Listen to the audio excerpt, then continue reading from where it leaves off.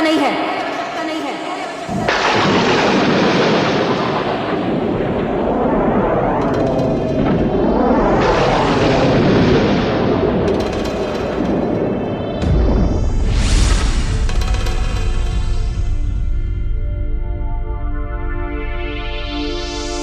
तुम्हें शव में बदलकर पहले तुम्हारा अग्नि संस्कार करूंगी, उसके पश्चात अपने पिता को विदा करूंगी।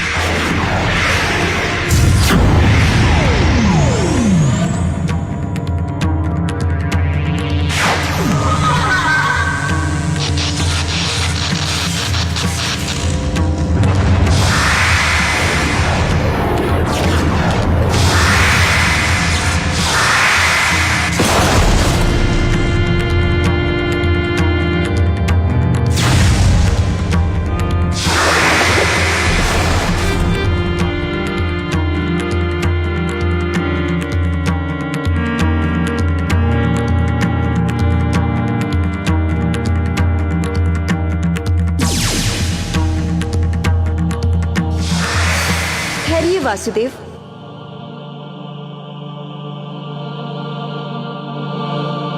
भद्रे, तुम युद्ध से लौट जाओ। ये माधव श्री कृष्ण युद्ध में दुर्जय हैं। कोई किसी भी प्रकार से संग्राम में इन्हें मार नहीं सकता। औरों की तो बात ही क्या है, साक्षात भगवान शंकर भी इन्हें परास्त नहीं कर सकते। ये आप क्या कह रही हैं माते? हाँ पुत्री, इन्हें प्रणाम करके तुम युद्ध से हट जाओ, यही तुम्हारे लिए उचित होगा। और अपने पिता के लिए तुम्हें शोक नहीं करना चाहिए, क्योंकि इनके हाथों से मरने पर सब पापों से मुक्त होकर विष्णु धाम चले गए हैं।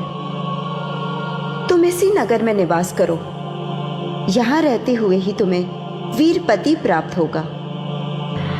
माते, जैसी आपकी आज्ञा।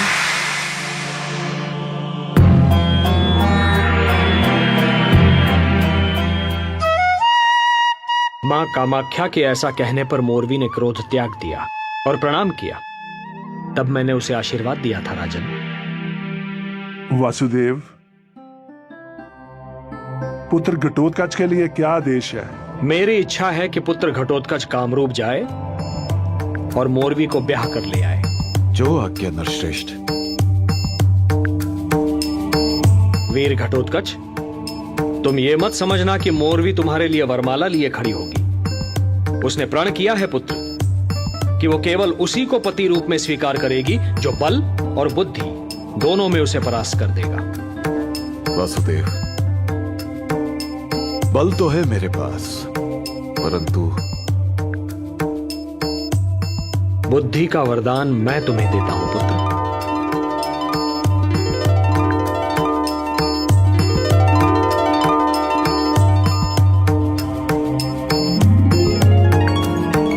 मोरवी तुमसे जब भी कोई प्रश्न करे पुत्र, बस मेरा ध्यान कर लेना।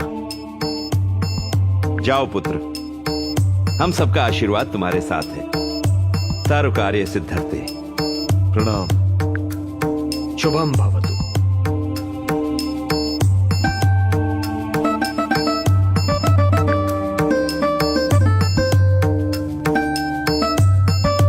घटोत्कच मोरवी के साथ ही लौटेगा।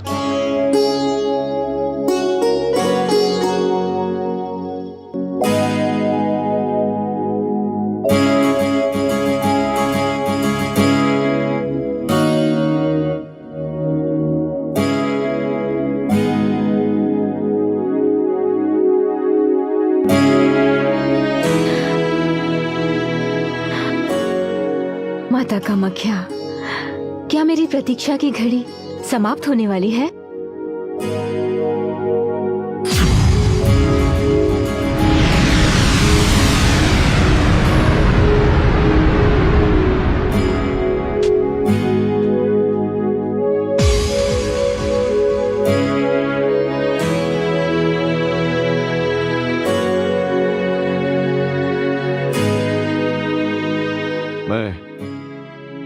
देवी मोरवी के दर्शन की अभिलाषा लेकर आया हूँ।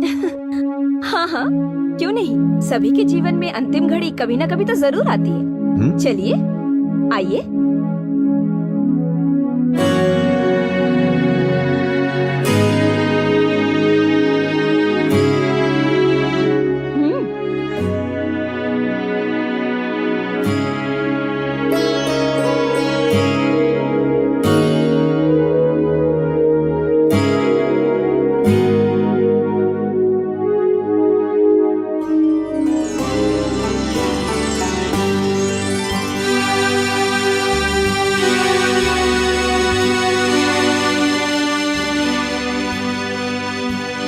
यहाँ तो कोई दिखाई नहीं दे रहा। काम रूप में आपका स्वागत है।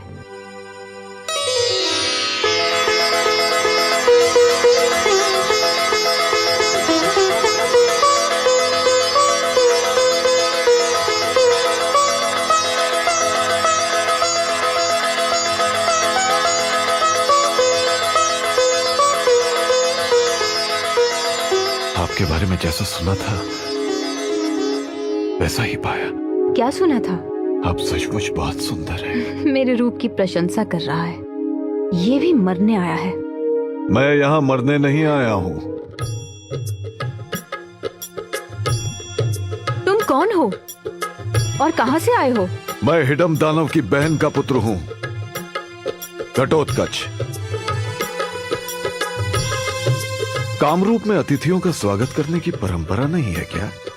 अवश्य है, किंतु योग्यता की परीक्षा के बाद।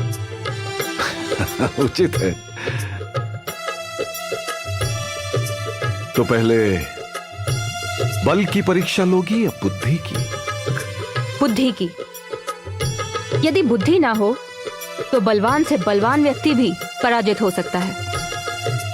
मोरवी तुमसे जब भी कोई प्रश्न करे पुत्र, बस मेरा ध्यान कर लेना। जय श्री कृष्ण।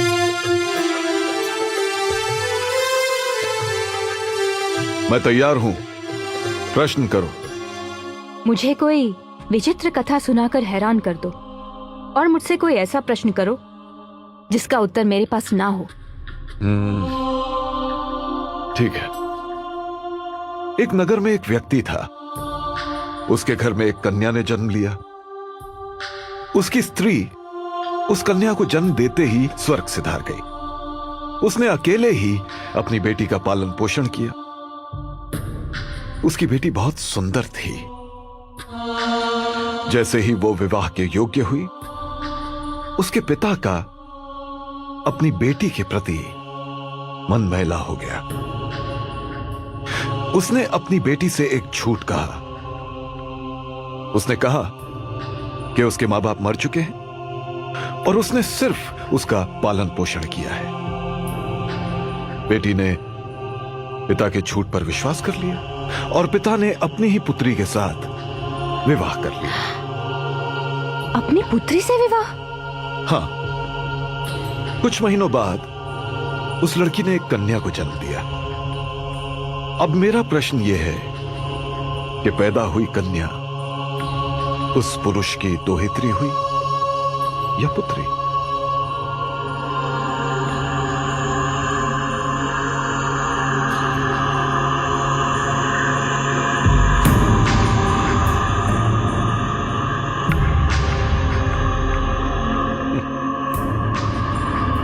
मुरपुत्री, तुम्हारे मौन से यह सिद्ध हो गया है कि तुम्हारे पास मेरे प्रश्न का कोई उत्तर नहीं है।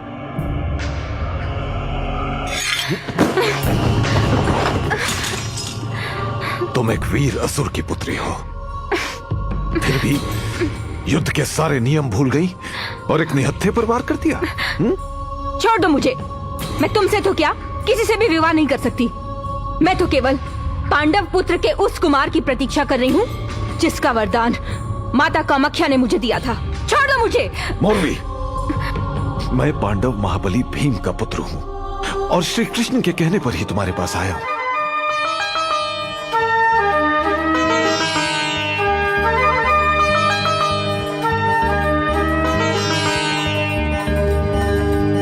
मुझे क्षमा कर दीजिए।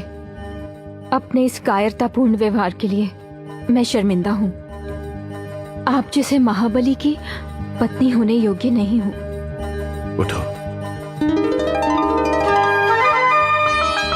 तुम हर प्रकार से पांडवों की पुत्रवधू होने के योग्य हो। यदि तुम्हारी सहमति हो तो मैं तुम्हें अपनी पत्नी के रूप में स्वीकार करता हूं।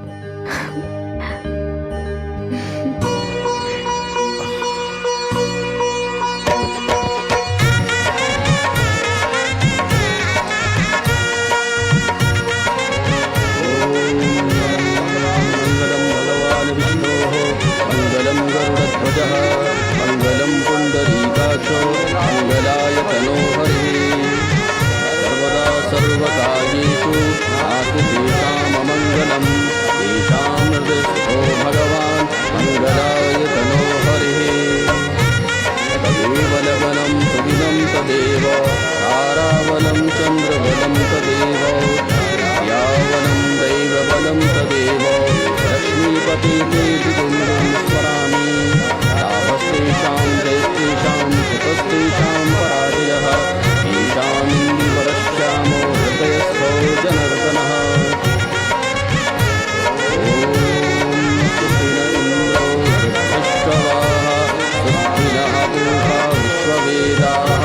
स्वस्ति नस्तार्क्ष्यो अरिष्टनेमिः स्वस्ति नो बृहस्पतिर्दधातु।